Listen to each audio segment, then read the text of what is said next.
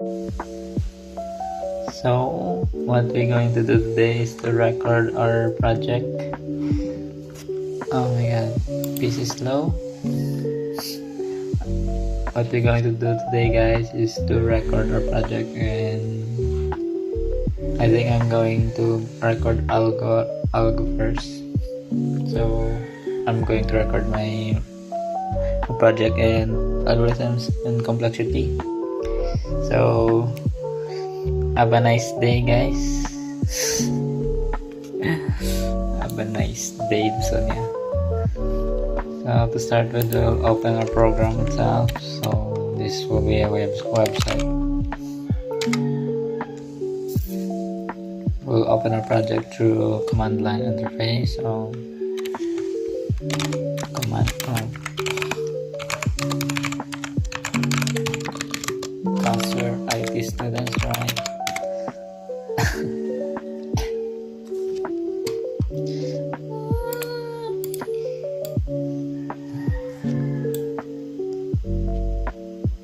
It takes a while.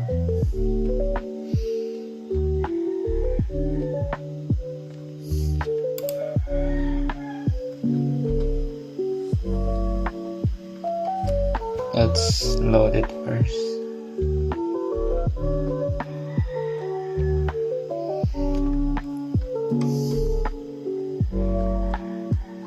Takes a while to load. It's not fully loaded yet. Here is still initializing stuff. So we'll just wait for that.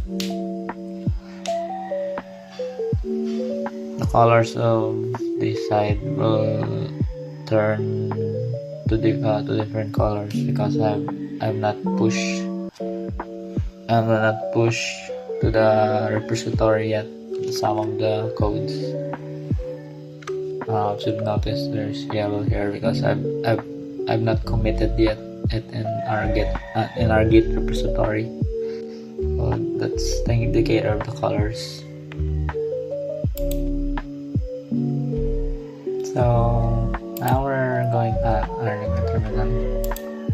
So we're going to run our program and walk through our website we've made. So this website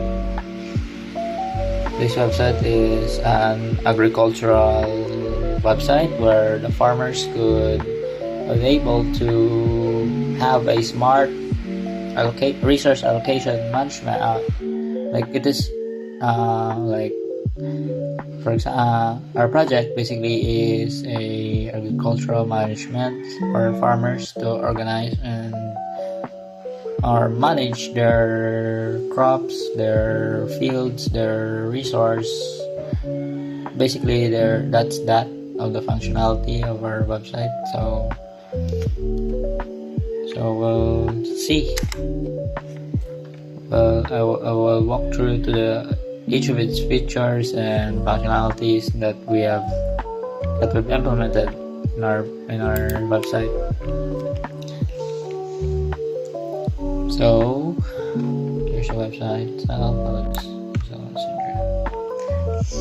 So I run it on my local host. I will publish it on Vercel or any host in the internet because it's not that complicated, but it's not required. But I just want to walk through to the app itself or the website itself. I don't think it needs to deploy or something, because if you deploy, there's free version of host, but if too many users have gone through your page, I think the hosting will let you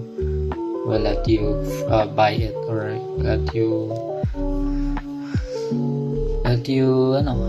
you subscribe for it, because there's too many traffic in your website. So that's why I didn't plan to deploy it in hosting website, because I don't have money for that. So here's our website. So here are the main functionalities, or the main features that I'm able to incorporate in my agricultural management slash something like that. So our website name is AgriFlow. So basically that's that. So these are homepage, just simple homepage. I didn't make it fancy or anything because I will focus more on the applications and the functionalities and the features itself. So first I will explain and walk through you out, and my first feature is which is the resource allocation. So here it is. So basically this resource allocation feature is will cover the what do you call this, the when the farmer is no clue or something like that, or they want to allocate their budget through the lands and the crops they want to produce, something like that. So I have here, and I will explain this one by one and see, or I will make you understand as well, not just a walkthrough how this works. I will walk through to the codes, how it really works in the behind the scene. So I will make example first. So if the farmer has 10 hectares of land and he wants to grow a sugarcane, and he has a budget of let's say 50k.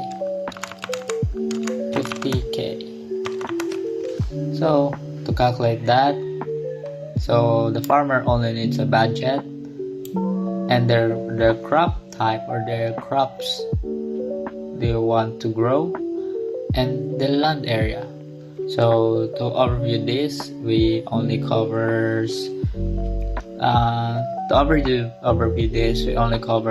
crop types like 1, 2, 3, 4, 5, 6, 7 of these crop type, which is mainly found in Negros Occidental, because with our scope of study is mainly in Negros Occidental region, Negros Occidental province only.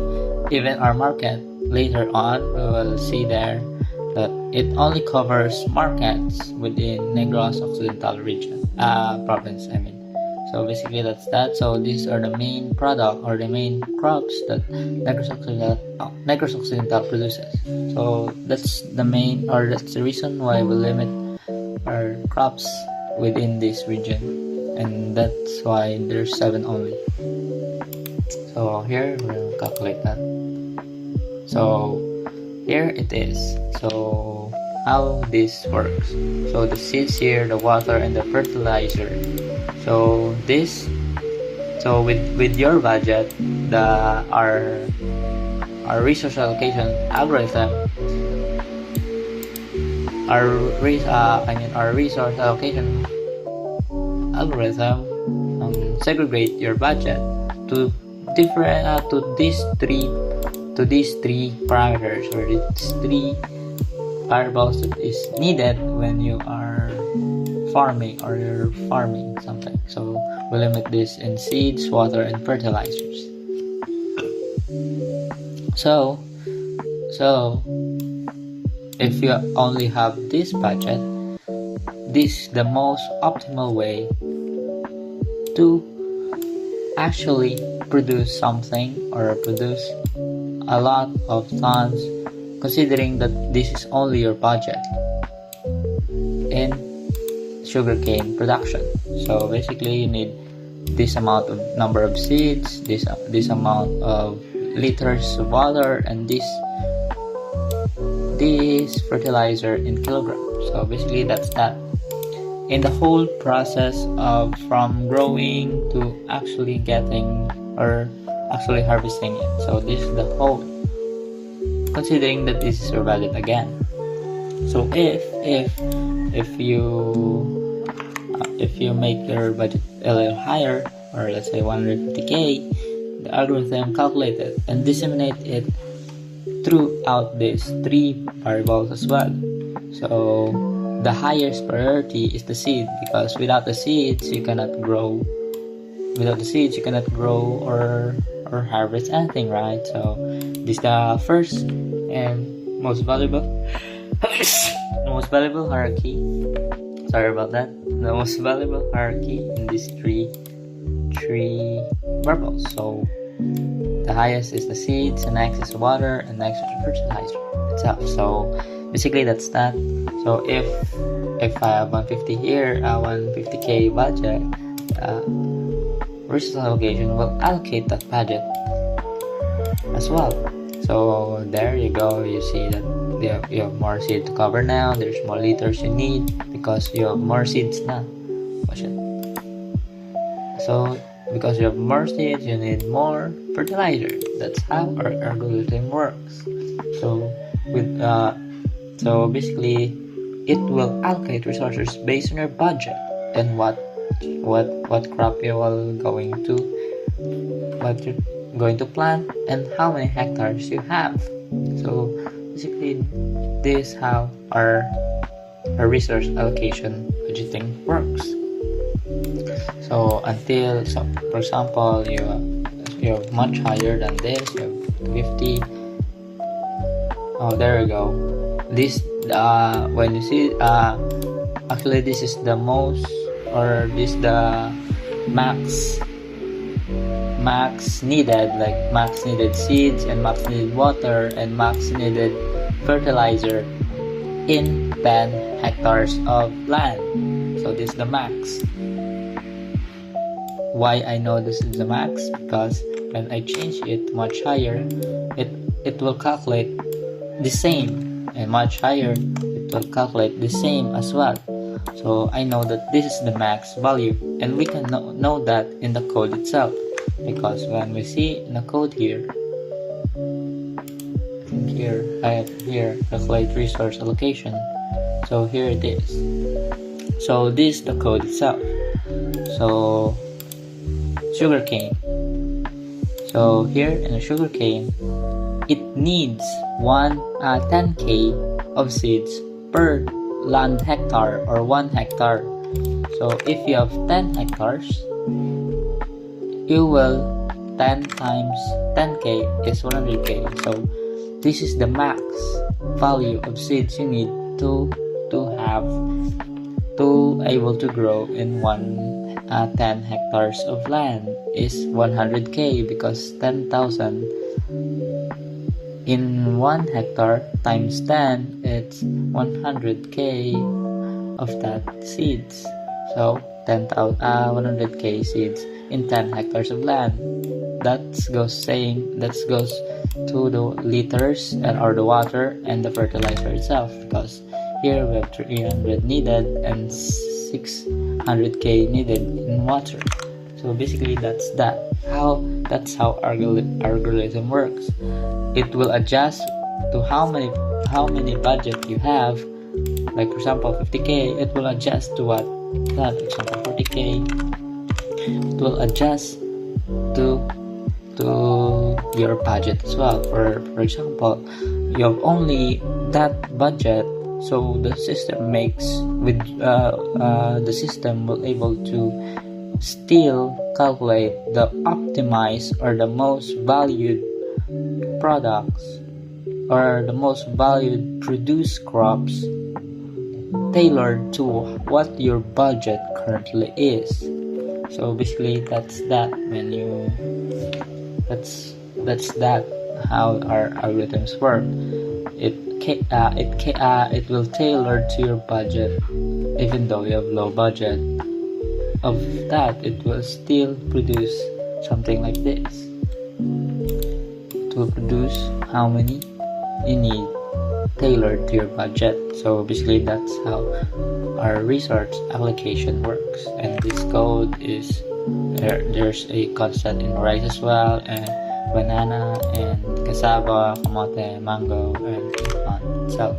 So basically anywhere here the farmer could be able to calculate this resource here, or where he should prioritize and how many it which it needs. So I think with this, this is just something that is truly a magnificent way to have an algorithm to allocate your resources, your budget, and 3 different resources automatically.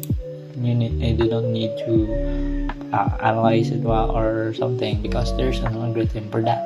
So basically, this is the highlight of the resource allocation itself. So now I would like to proceed to the next feature in our website, which is the inventory. So I will explain each of these as well and show you how the important codes that needs to cater in this project. So I will proceed now to the next inventory, or the next feature, which is the inventory page. So hello, 10 minutes. So here is the inventory page. So when the crops are harvested, the farmer would able to add it in their inventory. So here it is. Here how it's going to work. So here, the number here, it indicates how many tons you want to add at your inventory.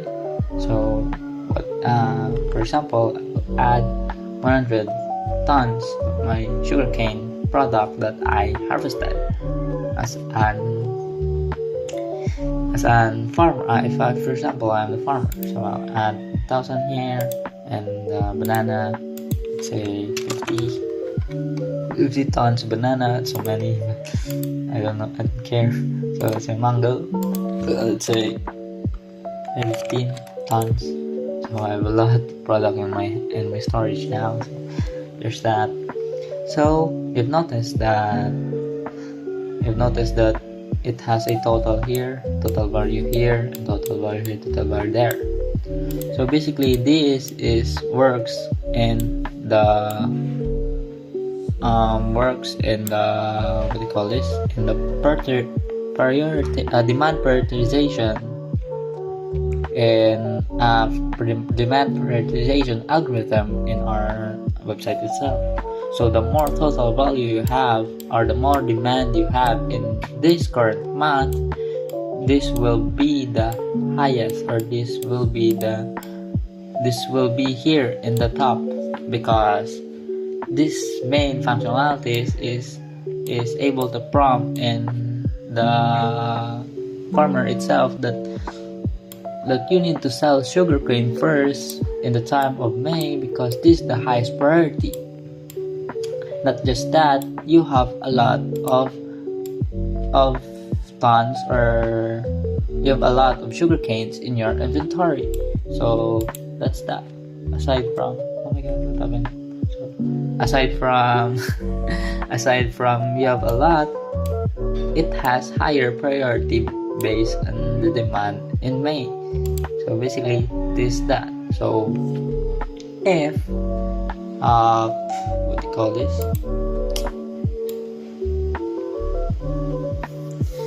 So this how the prioritization actually work. So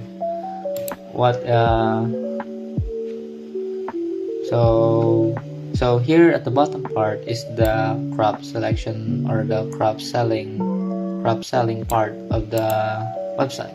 So if I sell my website, if I sell the crops on the website, for example, if I sell 101, of course it will prompt that you're trying to sell more than you have something in your inventory. So you can't sell more than of what you have in your inventory. So for example, here, even this what do you call this? I forgot what they call this. But if you click higher, you can't go higher because you have only 100 there. So if I could go lower than that, because I have lower than that, something like that. So either here, let's say 50. so I can't go higher than 50 because I only have 50, something like that. So this way in this input process, I could somewhat delve with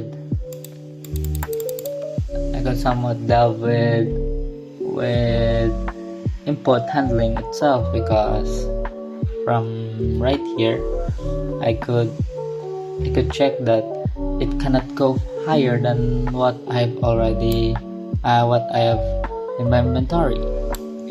If the main flaw of this is that he could type something like that, but if you confirm it, it will not even go through to the transaction because of that scenario. So basically, in this way, it ensures that the farmer and the customer have a security when it comes to handling data or handling the transaction itself, because the farmer could not sell something that he or she doesn't have. So in that way, the website catered that problem as well. So, back to the prioritization here. When we look into the code itself, the monthly crop demand. So here's the demand of each crops. So when we go to sugarcane, that in May there's 170 demand. So here we see 170 demand. So in banana, here in May is 120. So basically, each month there's so many different demands or varying demands of a crop in each of the month. So basically, that's how that's work. It's just times the demand times how many crops or do you have in the inventory. That's how you get how it should be prioritized. So if you have more crops in your inventory and high demand in that month, the priority you need to be sold, or you need to be there at the top of the inventory, because it's basically just prompting to the customer or to the farmer itself that you need to sell sugarcane first, because it's the top, this is the demand of it has more demand in this month, and you have a lot of sugarcane in your hand. So it will ace the farmer itself in selecting what to sell first and what to something like that. In this way, the farmers will have an easy and ongoing part of inventory, as well as when selling, because it's just have to confirm it, and after that it will provide somewhat a receipt, because it's also a transaction hash. It will undergo transaction hash, because each transaction has different kind of hash. When I hash this, it has a security feature, which is this crop will only go to that certain customer that the farmer able to talk about, and this QR code is tailored to which customer it will go to, something like that.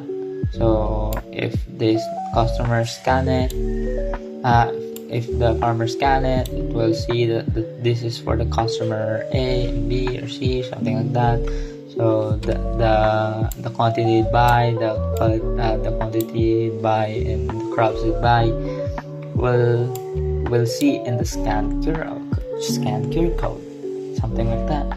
So that's how convenient and secured the transaction is. We'll see. You can see here that my crops have minus, because I've already sold some this and this. this quantity of sugarcane and this quantity of banana. So basically, this is how our transaction hashing and your code works. So basically, this is just something to be proud of, I think. So again, this is how our inventory page work and the transaction system works. This will be able to send to the customer itself, and the farmer have copy of this and something like that. So basically, this is how our inventory system works, inventory page. So now let's proceed to the last and somewhat difficult feature that I incorporated, and this is only free trial because I use Google API here. So here it is. I think it has only 40 days something, considering that I recorded in May, so I have only 1 month to go for So here it is. So how this work is, so how this market page work is, if the farmer could able to mark where their farm is, and the system itself will give the farmer the most the most optimal route from their farm to the market they want to sell to.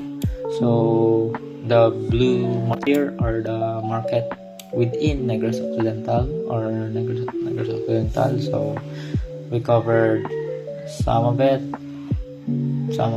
So the major markets in each of the city or the municipality within the Negros Occidental region.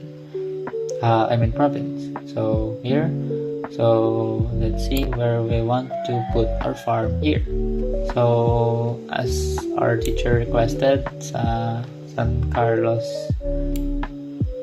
kono ma-put sang aton nga farm. So I forgot where exactly in San Carlos City, but let's say somewhere in here. Something here we'll put here. I forgot where actually in San Carlos. So let's say we'll put here we'll put there our farm. So basically how this works is the farmer could able to select which market they want to sell. So for this instance, let's say it will sell his products here. For example, let's say what would I pick? So many here. So let's say Sipala so far. So let's say Bacolod. When I press Bacolod, the system itself will. Oh my god. Wait. Where's I just reset it for. Let's go here. Bacolod. So the system itself will give you the most optimal route from your farm to the market. So this works actually. So I will explain it in simple terms. So the Google API itself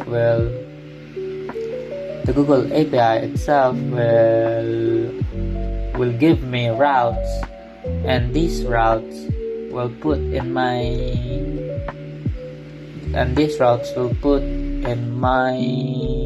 Dijkstra's algorithm function, and it will the Dijkstra's algorithm function will produce the last distance or the most optimal route from my farm to the market itself. So if somehow the Google API projects or produce 2 routes or 3 routes from my farm to the market, the Dijkstra's algorithm will choose the most optimal route among the 3 or more outputted by the Google API, fetched from the Google API itself. So for example, we'll set the planner. Let's say I have a farm here, somewhere here. So let's say somewhere here. So I want to, let's say I will go somewhere at the bottom part, like say Ilog, so bottom part Inal, let's say, something like that. So the farther you get, the more routes the Google API made me. So here the blue line is the most optimal route from my farm to the market, and here the other part are the less optimal route, the less optimal than the most optimal one, so like the other route. So basically the Google API gave me 3 routes, actually 3 routes from my farm to the market here. So basically you notice that here is the other route there. So you notice that the orange line is missing. The orange line here is missing at this point because in the code the orange the top view is always the blue line because it is the most optimal route. If you think about it, the route of the yellow line here is here and going to follow the blue line itself, and another one here is here, another route here and here, and follow the blue line again here. What I meant is ara na sa dalom doon sa blue line is right below the blue line itself, but it just suggested that there another route here, there another route here as well, but this is the most optimal and the most fastest way to go. Optimal route is the blue line itself, so that's you need to follow. Basically that's that, guys. So basically this is how our website works, our application works. So 30 minutes. Oh my god. So basically this is how our website works, guys. And bye bye. Kapoy ba? Sama na sa goods na sir, goods na usap na na eh.